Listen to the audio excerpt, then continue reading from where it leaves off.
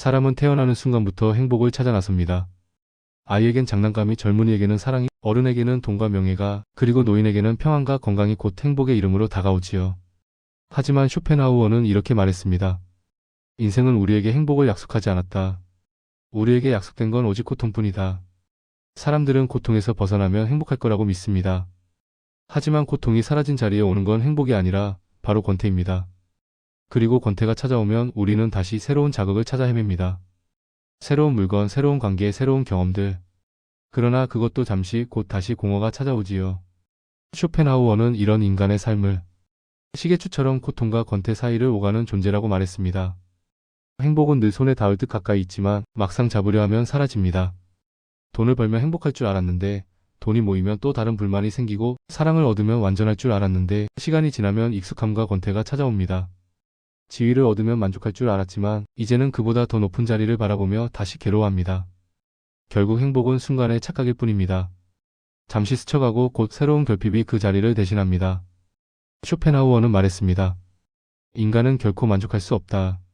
왜냐하면 인간의 본질은 끝없이 갈망하는 의지이기 때문이다.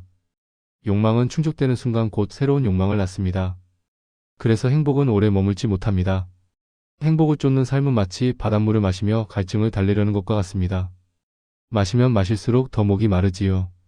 그런데도 우리는 왜 끊임없이 행복을 추구할까요? 그것이 바로 삶의 본능, 즉 의지이기 때문입니다. 인간의 의지는 멈출 줄 모르고 이유 없이 원합니다. 그 의지가 우리를 살아가게 하지만 동시에 우리를 괴롭게도 만듭니다. 행복의 화상과 집착의 굴레. 여러분도 이런 경험 있으시죠? 오랫동안 바라던 걸 손에 넣었을 때의 짧은 기쁨. 하지만 며칠 지나지 않아 다시 찾아오는 공허함. 새로 산 물건이 금세 시들해지고 원하던 자리에 올랐을 때조차 마음이 허전해집니다. 이것이 바로 행복의 화상입니다. 우리는 행복을 향해 달려간다고 믿지만 사실은 끊임없이 고통의 형태를 바꿔가며 살아가고 있을 뿐입니다. 하지만 쇼펜하우어는 절망만을 말하지 않았습니다.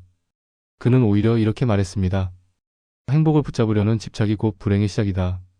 고통을 삶의 일부로 받아들이는 순간 마음은 비로소 평온해집니다. 행복은 토착지가 아니라 길 위에서 스쳐가는 바람 같은 것입니다. 그 허상을 인정할 때 우리는 비로소 짧은 대화 속에서도, 한 권의 책 속에서도, 산책길의 바람 속에서도 고요한 행복을 느낄 수 있습니다. 덜 원할수록 자유로워집니다. 인간은 왜 늘 결핍을 느낄까요? 왜 원하는 걸 얻어도 금세 허무해질까요? 쇼펜하우어는 그 이유를 멈출 줄 모르는 의지에서 찾았습니다. 그는 이렇게 말했습니다. 진정한 자유는 더 가지는 데서 오지 않는다. 덜 원하는 데서 온다. 많이 소유할수록 욕망의 사슬은 무거워지고 더 원할수록 그 사슬은 우리를 조입니다. 그러나 덜 원하는 순간 그 사슬은 느슨해지고 우리는 비로소 자유로워집니다. 원하는 걸 얻었을 때 느꼈던 짧은 기쁨, 그리고 곧 찾아오는 새로운 결핍. 이 반복 속에서 인간은 의지의 노예가 됩니다. 자유를 원하신다면 더 가지려는 마음을 내려놓으셔야 합니다. 덜 원하는 법을 아는 사람만이 진정으로 자유롭습니다. 연민과 타인의 고통. 인간은 본능적으로 이기적입니다. 하지만 쇼펜하우어는 인간관계 속에서 또 하나의 진실을 보았습니다. 사람은 서로의 행복을 위해 존재하지 않는다. 서로의 고통을 덜어주기 위해 존재한다. 우리가 타인의 불행 앞에서 마음이 움직이는 이유는 그 사람의 고통이 언젠가 내 고통이 될 수도 있음을 알기 때문입니다.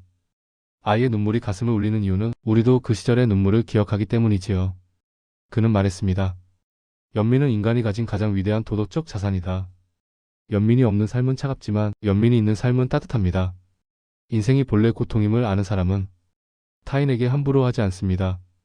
왜냐하면 누구나 이미 무거운 짐을 지고 살아가고 있기 때문입니다. 진정한 선은 거창한 업적에 있는 것이 아니라 작은 배려, 작은 자비, 타인의 짐을 조금 덜어주는 그 순간 속에 있습니다. 예술과 사색의 위로. 삶은 고통의 연속이지만 인간은 그 속에서도 숨 쉴 틈을 찾습니다. 쇼펜하우어는 그 틈을 예술과 사색에서 발견했습니다. 음악을 들을 때, 그림 앞에 설 때, 문학 속에 몰입할 때 우리는 욕망의 세상에서 잠시 벗어납니다. 그는 말했습니다. 음악은 세계의 보편적 언어다. 예술은 욕망을 멈추게 하는 힘이고 사색은 욕망을 가라앉히는 거울입니다.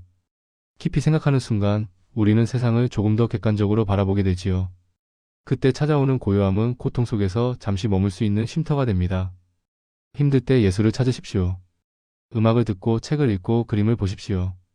욕망이 잠시 멈추고 마음이 조금은 편안해질 것입니다. 죽음, 고통의 끝이자 해방의 문. 많은 이들이 죽음을 두려워하지만 쇼펜하우어는 이렇게 말했습니다. 죽음은 삶의 모순을 풀어주는 열쇠다. 끊임없이 갈망하며 괴로워하는 의지를 죽음이 끝내주기 때문입니다. 삶이 고통이라면 죽음은 그 고통의 끝이자 해방입니다.